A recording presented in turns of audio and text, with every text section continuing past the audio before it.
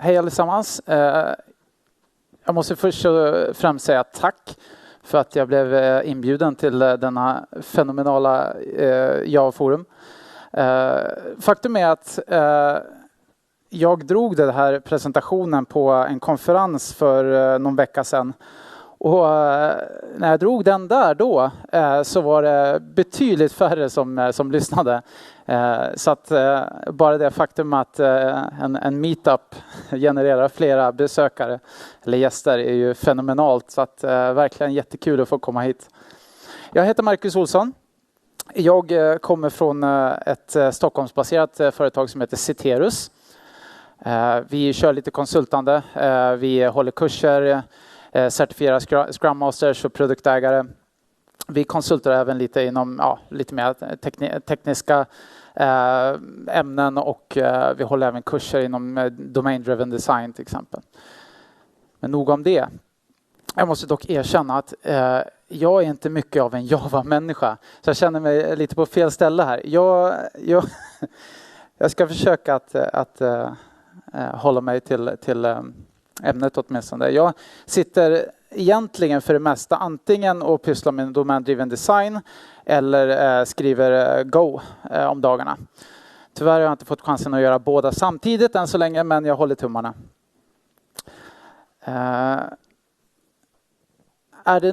Is there any English speaker in here? Cool. Then I will actually, since I prepared this talk in English, I would actually prefer to do it in English as well. I hope the rest of you don't mind. So, yeah. First of all, this presentation is going to be a brain dump, pretty much. So you won't find any concrete thoughts at all in here. So it's going to be fluffy as, yeah. But hope you stay with me. But first of all, I'd like to address this perversion the industry is going through right now, where we chop up our services into tiny bits and call them microservices. And I don't know, has anyone in here actually jumped the train? Is anyone developing microservices in here? Just cool. So there's some people out there. Cool. I bet there are some people in here that actually is thinking about doing microservices, and some of you that just started doing them. And to you guys, I'm just going to warn you, because there will come a day when there's a person that approaches your team and maybe introduces herself as a distributed systems engineer. Whatever that means. But she might start talking to you about the end of the world and how you're all doomed to suffer inconsistent hell. And she might hand you this dusty old book, and she urges you to study the ancient texts on Paxos and vector clocks. Confused, you might say to yourself, it was just one more service. Okay. So my point being is that when first introduced to distributed systems, it's easy to think of it as something deeply technical. But I would say that no, it's not. In fact, every one of you has first-hand experience of distributed systems from the day you were born. Actually, nature is a distributed system in itself. And there are countless systems interacting with each other every day. And I would even argue that the very interaction between these systems among yourselves is the very it's the thing that is makes it worth waking up in the morning, so to speak. So for the rest of this talk, I would actually like to stop thinking about what we're doing for a while and start thinking about why we're doing it. All right? So if you don't mind, I would actually like to use the audience as a thought experiment here. Since currently I have the privilege to be standing in front of a distributed system in this very room. So, for example, anyone in here that knows about any nearby pubs or bars or places? Oh, cool. Great. I love this audience. So imagine now that these people, I would pick out 3 of you. I won't do it, don't worry. But imagine that I would. And imagine that the 3 of you would decide on where we would go for, well, having some beers after this talk or after this evening is finished. How would we go about doing this? Well, there are a number of ways to do it. What if, for example, I picked out 3 at random places in the audience? Well, one possible way to do it is that one of you would propose, like, I don't know, bishops or monks or, I don't know, any nearby pub. And then the other 2, hopefully, they will accept. They say, sure, let's go. But what if one of these 2 rejects the proposal? What if one of them says, nah, it's not good enough for me. I want the fine stuff. How would we do it? How would we do this? How would we solve this?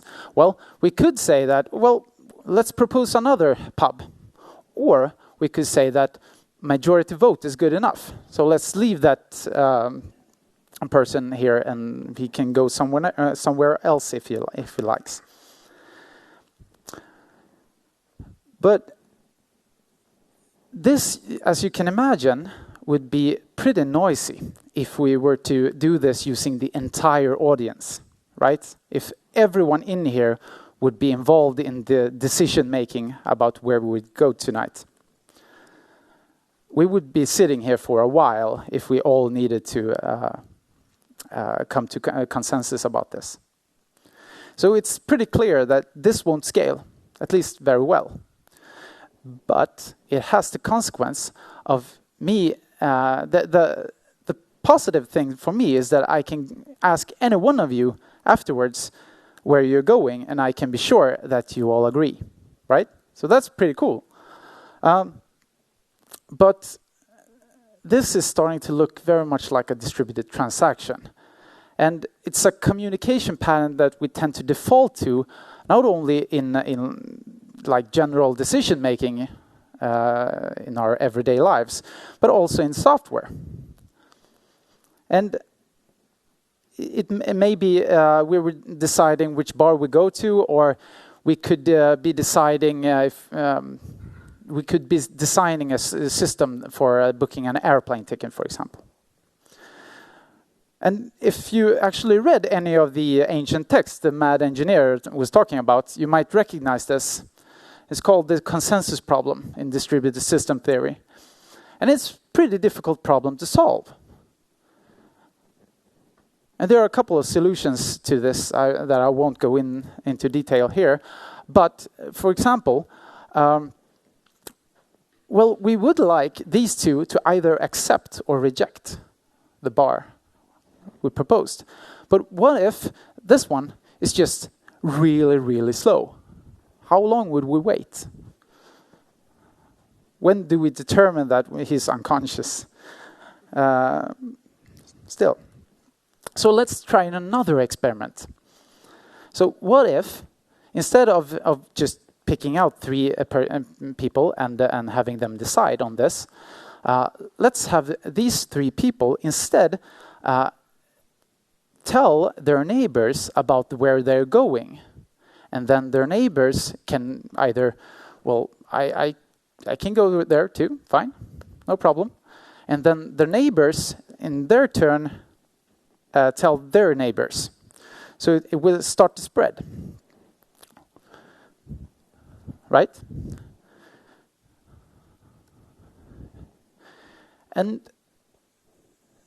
this would mean that those of you that are currently not receiving or sending a choice of pub would be free to do anything you'd like.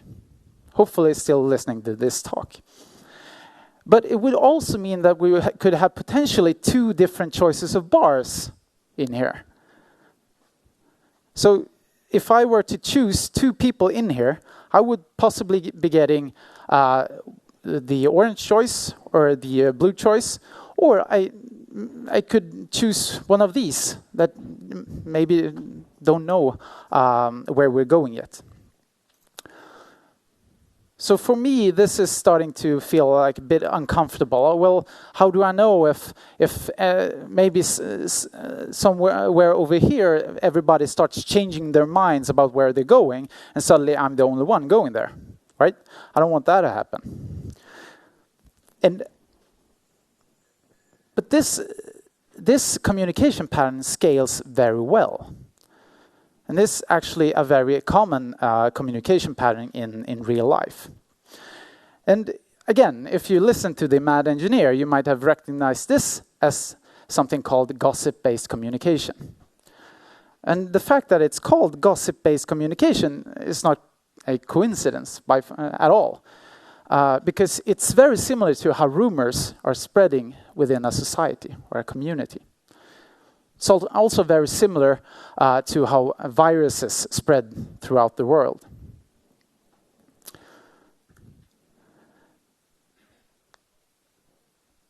So we can see that, well, this would be a problem, right? We could have different choices of bars. We wouldn't have consensus. We wouldn't all go to the same bar. Does it matter?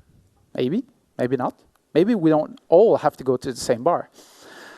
I would like to just start thinking about, let's go back to a time when there was no Twitter, no Facebook, no newspapers. How did news travel? If the king just one day died, how would the rest of the nation know?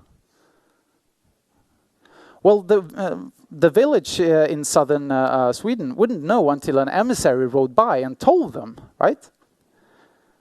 And that would take time.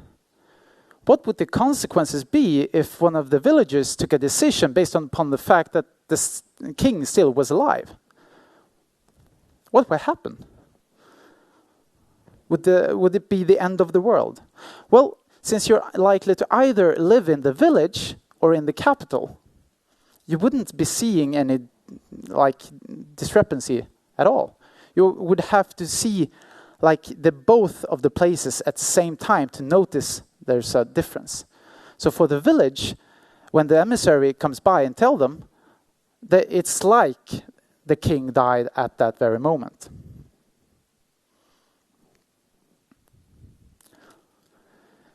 So what I'm trying to say here is that making decisions is really hard.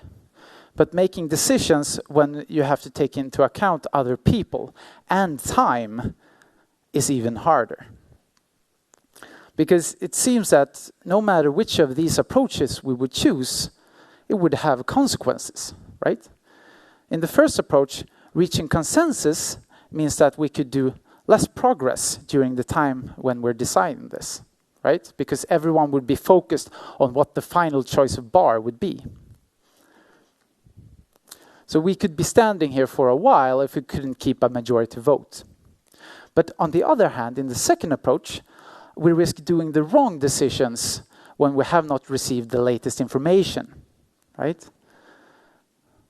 So again, what would happen if a bunch of people just changed their mind and they didn't get around to tell the other people? So it seems that making decisions is pretty tricky when it's distributed. Another example, what would happen if I were to take the half of this room and just put you outside? Not to be mean or anything, but just to have as an example.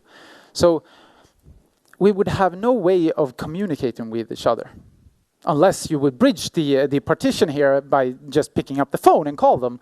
But that's not the point here. We couldn't be communicating unless we had some contact with each other. So what would the bar be outside? What would the choice of bar be in here? We wouldn't know, right?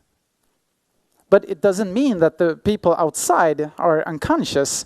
It simply means that we have no way of receiving any information from them. So these are some of the problems that we face in distributed systems, but I would argue that it's problems that we have regardless of whether the system is digital or biochemical. So we quickly realize that the choice of communication becomes absolutely critical to be able to coordinate any effort, really. And it's not only in software that we struggle with communication. Every organization has to deal with these problems, right? Having these autonomous agile teams comes with a coordination cost, right? What would happen if your organization brought in a new colleague? How would you introduce this new colleague to the organization? Would you call for a meeting where you introduce the new colleague to the entire department? Or would you instead go to each team one after another and introduce the new hire to them? Would you send an email? So there's a lot of choices we can choose on how we spread the fact that a new member has joined the group. So every organization depends on effective communication. And we spend a lot of time trying to improve this as well. We do workshops, we do team building exercises, retrospectives, maybe even bring in an agile consultant, I don't know.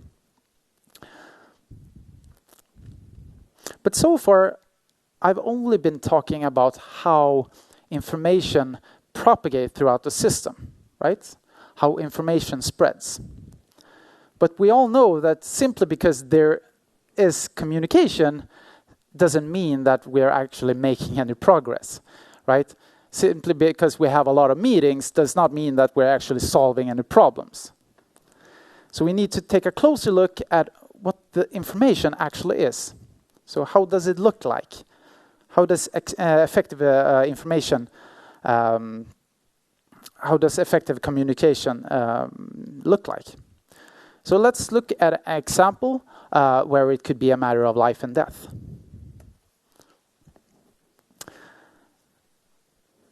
So, at least here in Sweden, does anyone know what the first thing they'll ask if you call the 112 or the 911 number?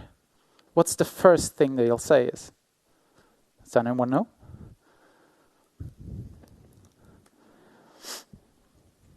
Tell me what happened. It's the first. I actually think they are required to ask this of you. Vad är det som har hänt? And in response, you might tell them that you were hit by a car and you crashed into a ditch. And by using a sequence of these two events, the operator is able to give the relevant information to any nearby ambulance, right? While still on the phone with you. But if you're instead, if you were in panic, if you was in panic, you might have instead exclaimed, "I'm hurt. I'm hurt. I'm bleeding. Help me." But in this case, the operator would most likely have to ask you further questions as to know what happened, right? What should I do? How are you hurt? What happened? So it would most likely result in additional follow-up questions. So the difference being that instead of focusing on the state, we're focusing instead of on the transition between two states, right? If you could explain to the operator that, well, I was on the road and now I'm in a ditch, right? And that would also most likely result in additional follow-up questions as to, well, how you got there. So say what you mean in as few words as possible. But with that being said, state has its place, right? I'm not saying that you shouldn't use state at all. But when they know what happened, so they know you crashed into a ditch, and they know you got hit by another car, now they will start asking you for information, like how badly injured you are. Is there someone else in the car? How much are you bleeding? So what I'm trying to say is that state transitions or events are really powerful when we're telling a story. And I will argue that every organization has a story to tell.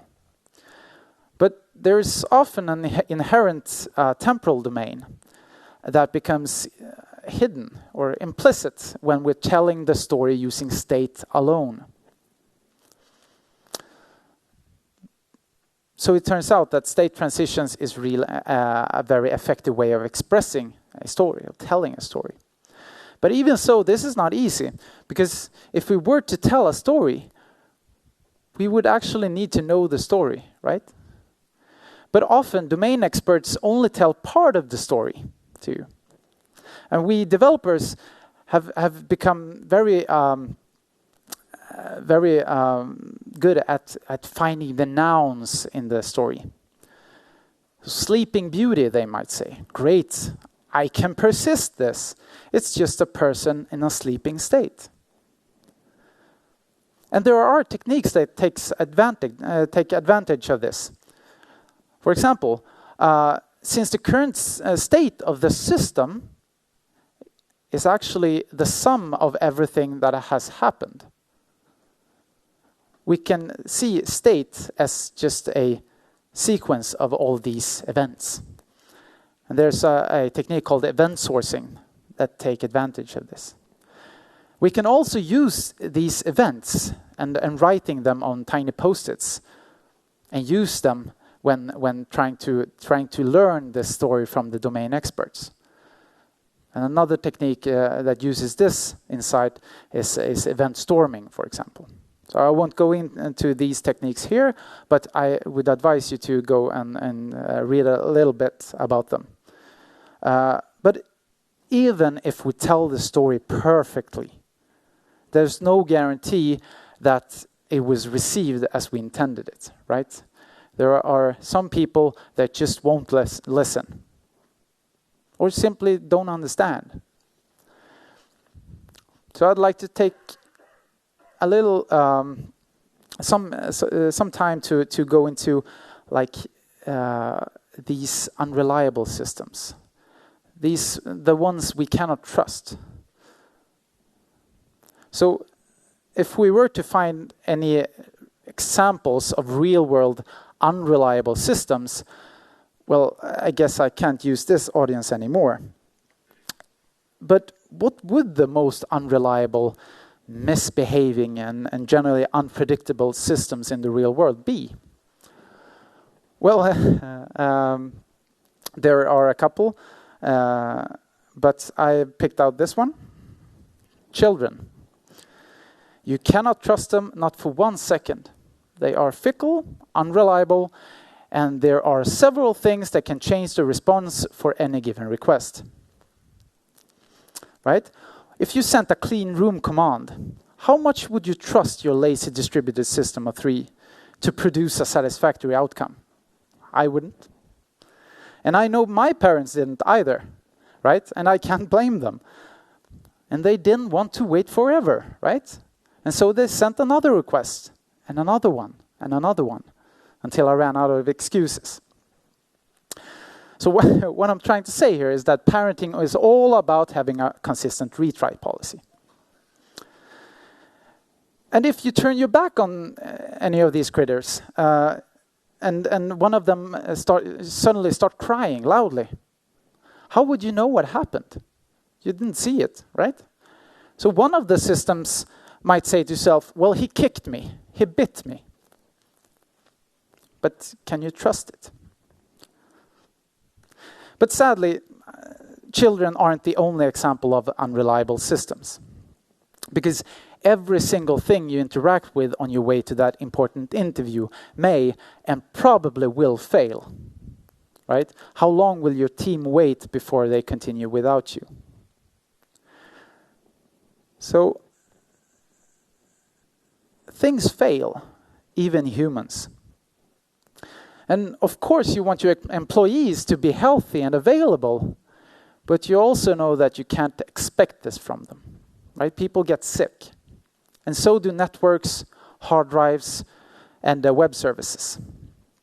And just as you wouldn't let your whole organization to halt to a stop when your salesperson gets the flu, you wouldn't let your whole system to crash because of one sick machine, right? But I would like to well, I promised there wouldn't be any concrete examples, but let's look at this one. Imagine yourself Monica. So Monica is an excellent chef. She owns one of these carts and stands by the sidewalk and makes delicious hamburgers. Right? They are so delicious that people line up every single day. And the queue gets longer for every day that passes. Right? Until the point that she's unable to serve them all. Right? She can't cope with the demand.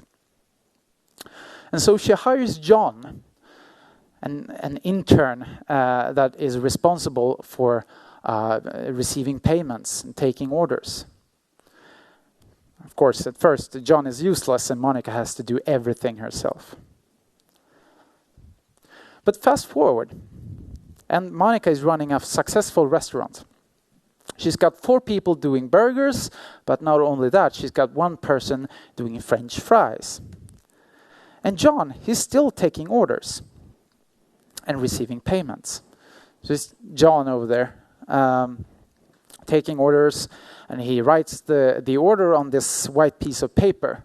And then he walks up to the chefs and puts it on this board. Actually, I think there's something called an order wheel. So it's like a wheel that you just put this one up and then just spin it until some chef picks it up. And there's actually supposed to be some white piece of paper here. I don't know where it's gone. But just imagine it. And any of these chefs can pick up the order and make the burger, right? But if Monica instead had gone with a more synchronous request-response communication pattern, the burger throughput would drop drastically, right? So in this case, John wouldn't be able to serve another customer until the burger is finished, and he is given the response to delivered the final burger to the customer, right?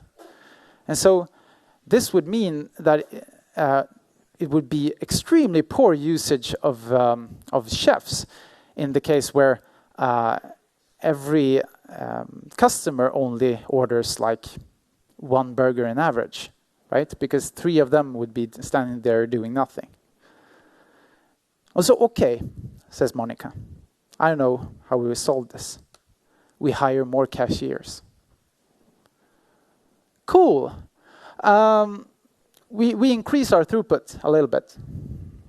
But we still have the problem of having each cashier standing there and waiting for the hamburger to finish. So we increased our number of systems and we increased the amount of communication in our kitchen. So in other words, the choice of communication pattern here directly affects both cost and complexity. And in this particular restaurant, every employee has a responsibility. Every chef is responsible for delivering a complete burger. And humor me for a second and imagine yourself what the restaurant would look like if Monica instead had assigned the horizontal responsibilities, right?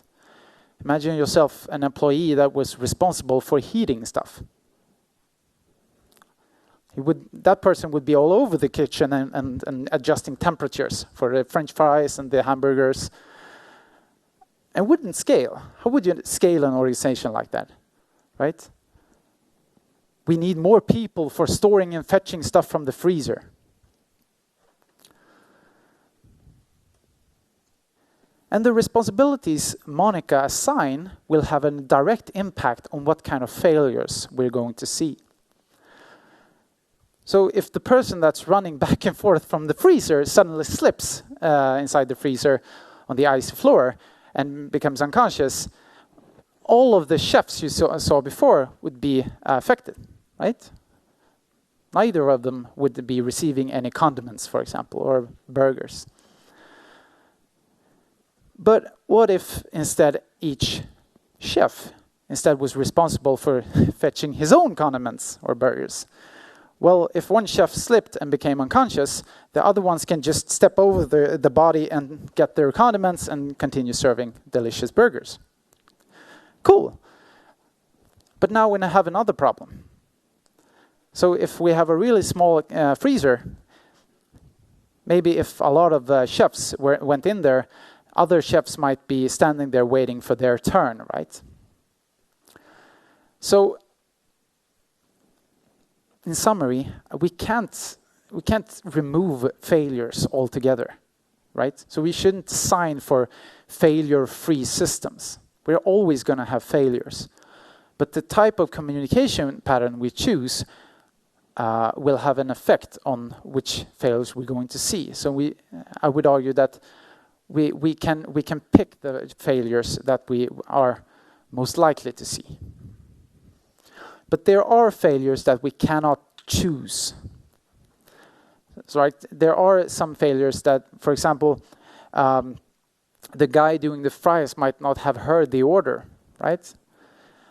The grill might malfunction.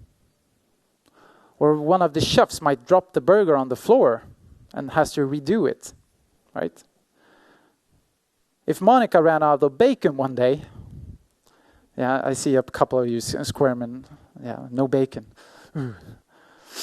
Until she puts up a sign, she will probably have to ask a few customers to change their orders, right? But when the sign is up, they can see the sign and they can pick another one before they arrive to the actual cashier. So all of these failures, there are so many things that could fail when you're running a restaurant. But still, there are many successful burger joints out there. How can this be? So, why on earth would we go distributed? Why on earth would we choose a microservice architecture when we know for a fact, from experience, that things fail horribly? Well, why did Monica choose to hire John in the first place? Or the additional 4 chefs? Was having one responsibility for each employee that important? I would argue no, right? So it would make no sense for Monica to have like 8 employees while she still stood on the sidewalk and having her cart. Would make no sense, right? So the reason she hired more people, the reason she went distributed, was because she simply could not meet the demand while doing it herself, right? She wouldn't be an owner of a successful restaurant if she hadn't. So what I'm trying to say here is that unless the task is sufficiently complex, maybe you're better off doing it yourself, right? Don't go hire a football team to stand by a lemonade stand. It's just wrong.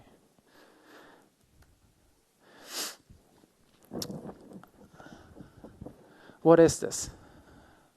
Well, I know I'm not that good of an artist, but this is actually a restaurant in Stockholm called Vapiano. I don't know if you have that one here in Göteborg. No? For those of you who don't know this restaurant, is this restaurant when you arrive, you get this card. and you walk up to, there's actually, for example, 8 or 9 chefs, and there's queues to each chef, and you walk up to a queue and you stand in line, and then you wait for your turn. When it's your turn, you hand the card to the chef, you make your order, and she starts cooking at the spot, so you can actually see her cooking. So there's one single service responsible for delivering the complete dish, or the complete order. But instead, so these are pretty fat, like not physically, they're pretty fit, those the chefs, but that's not the point. Another example is instead here. We got another restaurant. It's a completely different communication pattern. This is actually McDonald's. So you can see each cashier is much tinier, much less responsibility. And also, the people in the kitchen also have less responsibilities. Because in McDonald's, instead, what you have is that you have one person standing by a station, like putting condiments on the hamburger, sending it over to the guy standing by the grill, which in turn hands it over to the next person until it's finally delivered to the customer. Right? So in this case, we actually have several services involved in each request. And if you go into a McDonald's, you can sometimes even hear the communication that's going on in the kitchen, right? But in this case, at Vapiano, each chef does not communicate at all with the other chefs. But also, one other thing that's worth noting here is load balancing, right? If you've ever been at Vapiano, you know how lousy the user experience is.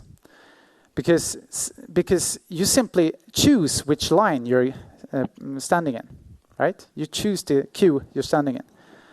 Which means that if you choose the wrong line, you're going to be standing there for a while, since each dish typically takes like 5 minutes to make. And so if you pick the wrong line, you could be standing there for like 20 minutes, and you can be looking at the other queues that are just disappearing. So the consequence for choosing the wrong line at Vapiano is much bigger than choosing the wrong line here. Because each cashier just puts the order on like a queue and just hands it over to the guys in the kitchen. Right? So it doesn't matter which cashier I walk up to. There's a lot of things we can tell from just comparing these two. Another one example that I actually discussed with a colleague a couple of days ago were another restaurant called Wagamama. It's this Asian restaurant where if you're in a group and you walk up to a table, and when the person taking your order walk up to you, she actually says that be aware that you might not get your order at the same time. Okay, cool. So what happens is that you all make the order at the same time, but your orders will start coming in at different times, right? It's interesting. It's a whole different communication pattern. Actually, a true story, which I find a little interesting, to say the least. I actually recently went to a furniture company in Stockholm in order to buy a bed. And the bed had to be ordered from from Asia or somewhere, so it took a while to assemble, I guess. And I was told that it would be delivered in like 6 or 7 weeks. And so after 7 weeks, we actually went to check up on it, and it turned out that they never actually placed the order. So we waited 7 weeks in vain. When all we had to do is walk in there the next day and check up on it, and we would not have waited this long. But still, it's interesting. Why didn't we go there the next day? Well, it was simply because they told us when we could start querying the system for new information, right? But still, these things happened, and the world didn't end, at least for us. So this stuff happens. And this time they actually placed the order, and I'm happy to say that it finally arrived. So delayed 1 month. Cool. So to wrap things up, I would say that often we're interested in modeling domains in software that in its nature is not technical at all. Many of the problems that we face were around before there were even computers around to solve them, right? And in fact, any business involving actual people is in itself a distributed system. What would happen if a loan application form would get lost, right, before it could be approved? How would an understaffed department deal with the growing pile of application forms? So think about it. We don't like meetings, but we still need cross-service transactions.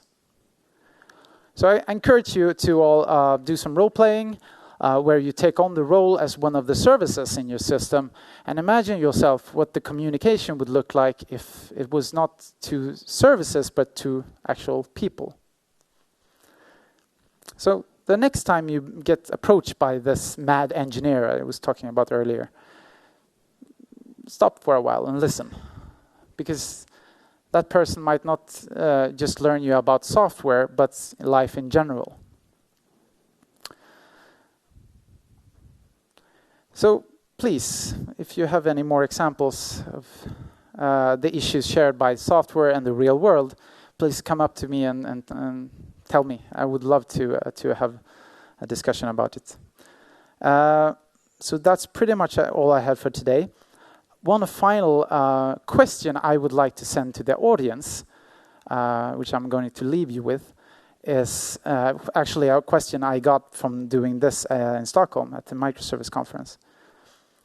So, is nature consistent or available?